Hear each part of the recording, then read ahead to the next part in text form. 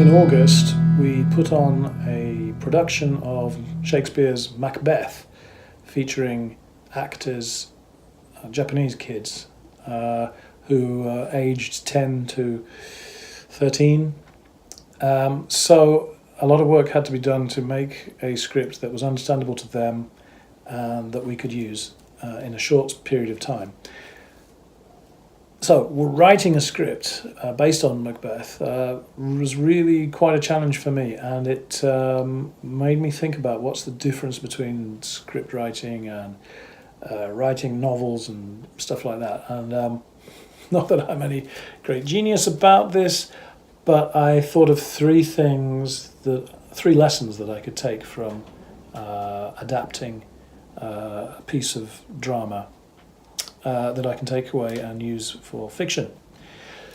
Number one, you can't just cut the story. What I mean is, I had a look at the Macbeth and I thought, well, okay, the original is probably about, 3 hours long or something like that. There's no way that we can do that. It needs to be about 20 minutes. But you can't just take 20 minutes of the action. Each 20 minutes is so interwoven that everything has to make sense. And this is maybe an obvious point, but I realised looking at it, it's like, well, yeah, you could take just the beginning part or a middle part or an end part, but any part on its own makes no sense. You have to have had the flow of the story, the first act, second act, third act, that kind of thing. So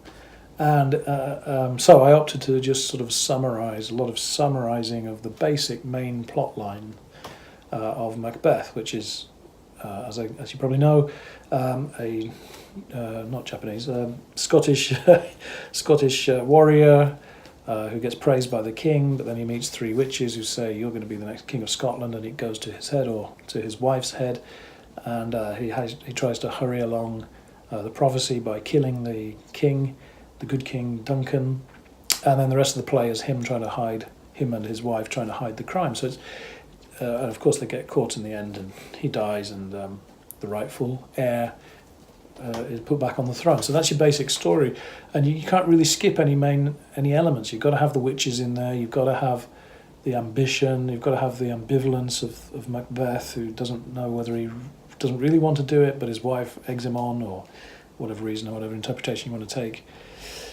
But all of those elements have to be in there, and you can't skimp on it. You can't just cut them out. I mean, we had only 16 actors, and we needed to put everything in. So, what did I learn? I learned that the story elements are very, very important. You've got to have the build-up. You've got to have a character arc, and all the kinds of things that I've read about in books. It's true. You can't just cut, and I've tried, and it didn't make any sense and wasn't dramatic and wasn't interesting.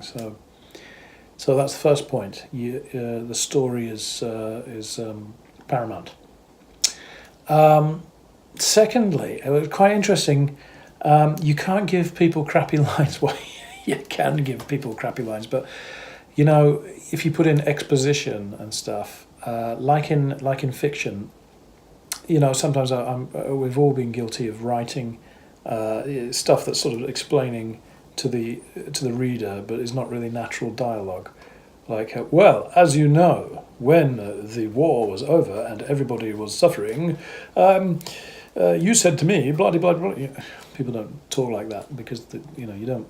It's not a natural conversation to fill in details. As you know, Japan is a country of 128 million people. Who talks like that? And yet you still need to have some exposition. And anyway, putting on a play and having kids actually spouting some words, it made me realise, oh God, it really jumps out when somebody has to say, well, you are my brother, and therefore, blah. It doesn't work. I had a little bit of exposition when they introduced people onto the stage, and in just one word, where somebody runs on the stage and goes, father, brother, what are you doing here? Just so that the audience knows, oh, he must be the son and the brother of that guy. A little bit cheating, but a little bit of exposition. But that one word exposition, I thought I could get away with it. Anyway, the point is, when you put exposition into characters' mouths, literally, because they're standing on stage and spouting it off, it really jumps back at you, and you go, whew, that's rubbish. So I really learnt that, and I shan't do that in my fiction again, thanks to putting on Macbeth. The final point, I'm just looking at the blackboard behind me, I wrote this down. I've written, acting fills in the gaps. In fiction, you've got to describe more. That's maybe a fault of mine, is that people kindly said my first novel was very cinematic, which I think means is a bit skimpy on script and big on action, like a screenplay.